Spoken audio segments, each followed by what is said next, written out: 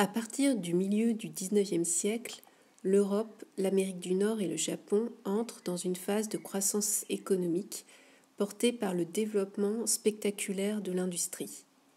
L'entrée dans l'âge industriel provoque aussi un nouvel élan du processus de mondialisation grâce à la révolution des transports et à la généralisation du capitalisme à l'échelle planétaire.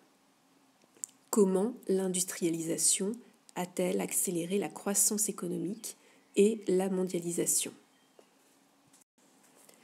Nous avons ici un graphique en courbe qui permet de constater une évolution chronologique entre 1850 et 2010 du PIB par habitant de 5 États, États-Unis, Royaume-Uni, France, Chine, Brésil. La donnée exprimée est une donnée en valeur brute, puisqu'il s'agit du PIB en dollars équivalent 1990, afin de pouvoir comparer avec une monnaie relativement récente. Alors on va commencer par dégager la tendance générale.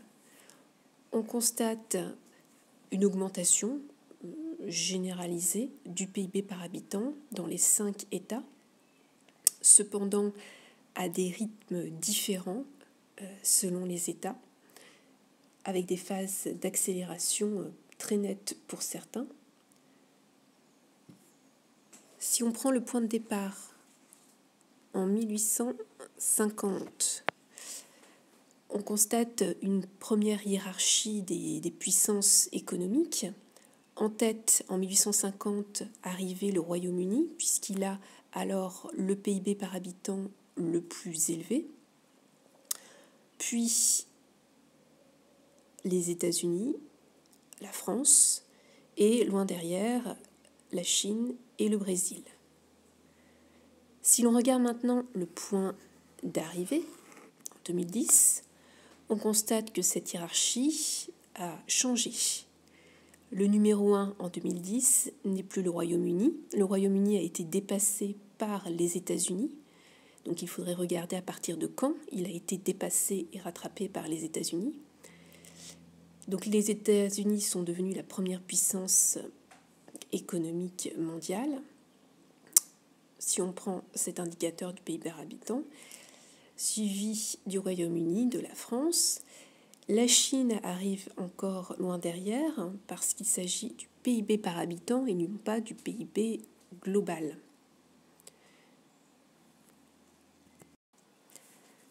On peut donc ensuite rechercher les moments de rupture. On constate que la courbe du PIB par habitant augmente doucement, assez lentement, de façon à peu près régulière, jusqu'à la Première Guerre mondiale. Et surtout, un autre moment de décrochage sera la Seconde Guerre mondiale, avec une nouvelle accélération à partir des années 80. On peut ensuite regarder chacune des courbes, donc état par état. Alors si l'on commence par le numéro 1 en 1850, le Royaume-Uni, on constate qu'il reste numéro 1 jusque, effectivement, la Première Guerre mondiale. C'est à ce moment-là que les États-Unis commencent à dépasser le Royaume-Uni en tant que puissance économique. Il faudra expliquer pourquoi.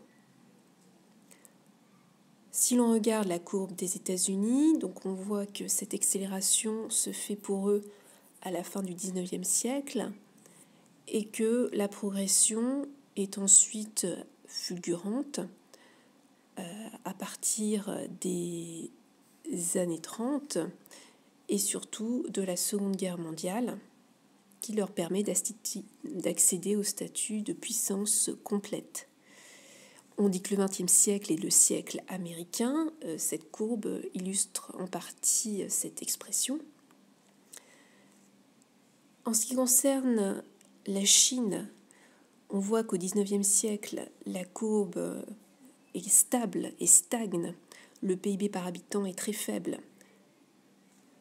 et que la Chine subit encore un recul de cette courbe avec la Seconde Guerre mondiale, et c'est seulement après la Seconde Guerre mondiale que la progression démarre.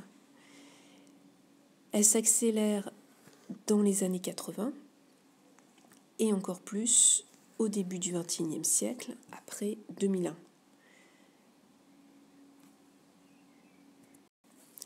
Alors pour expliquer cette évolution de la courbe du PIB par habitant, il faut utiliser ce qu'on a vu sur les cycles économiques.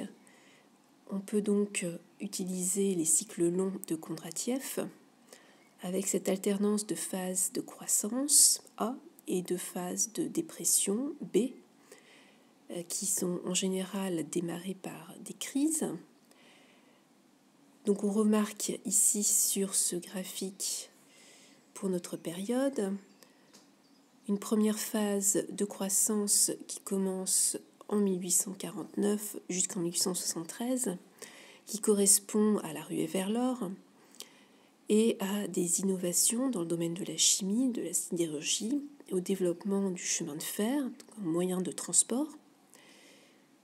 Elle est freinée par la dépression de fin du XIXe siècle, avant de rebondir vers la Belle Époque, de 1896 et au-delà de la Première Guerre mondiale, pendant les années folles, les années 20, nouvelle phase de croissance, à nouveau freinée par, en 1929, la crise économique qui démarre à la bourse de Wall Street et qui va contaminer une partie du monde industriel. Et puis, depuis 1945 jusqu'en 1973, les 30 Glorieuses, nouvelle phase de croissance, associée donc à de nouvelles sources d'énergie, des progrès techniques, des progrès dans les transports. Donc, on peut mettre en parallèle ce graphique des cycles économiques avec la courbe du PIB pour essayer de repérer peut-être ces dates sur la courbe du PIB. On se rappellera que les phases de croissance sont associées à ces poussées, ces phases d'industrialisation ou révolution industrielle. La première révolution industrielle a démarré à la fin du XVIIIe siècle au Royaume-Uni.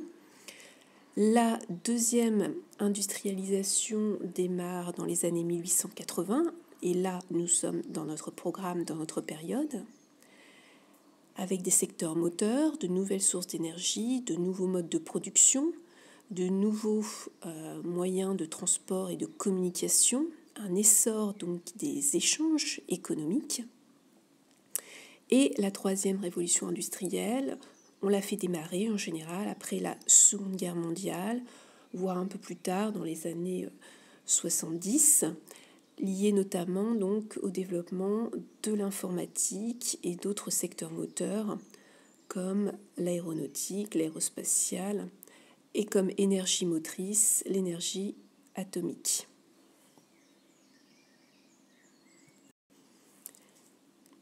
Il faut ensuite donc essayer d'expliquer par rapport aux dates proposées les nuances entre les pays. Le Royaume-Uni donc domine le monde à la fin du XIXe siècle. On parle d'économie monde britannique. C'est le premier empire colonial et premier empire aussi maritime. C'est une thalassocratie qui domine les échanges économiques, les flux financiers grâce à la Banque d'Angleterre située dans la City.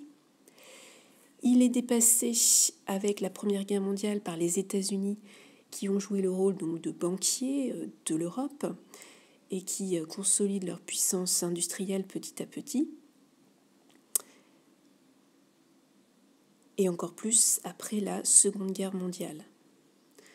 Quant à la Chine, on constate le long déclin de l'empire chinois à la fin du XIXe siècle, les vicissitudes politiques de la Chine et la victoire des communistes en 1949 qui amènent des grandes transformations dans le pays.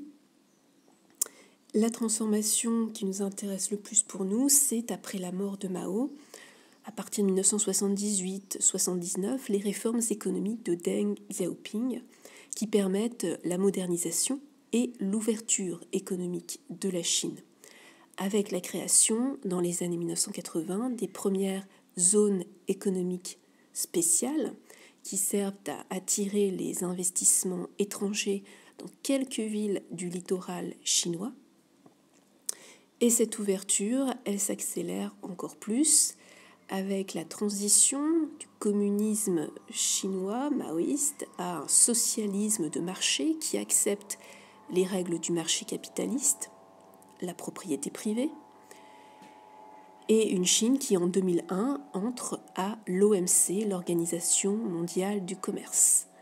La Chine, comme le Brésil, fait partie des BRICS, 5 pays émergents, qui sont de nouveaux pôles moteurs, puissance économique, dans une mondialisation et dans un monde qui, en 2010, est devenu un monde multipolaire, qui n'est plus dominé par une seule économie monde, comme l'a été l'économie monde britannique, puis l'économie monde états-unienne.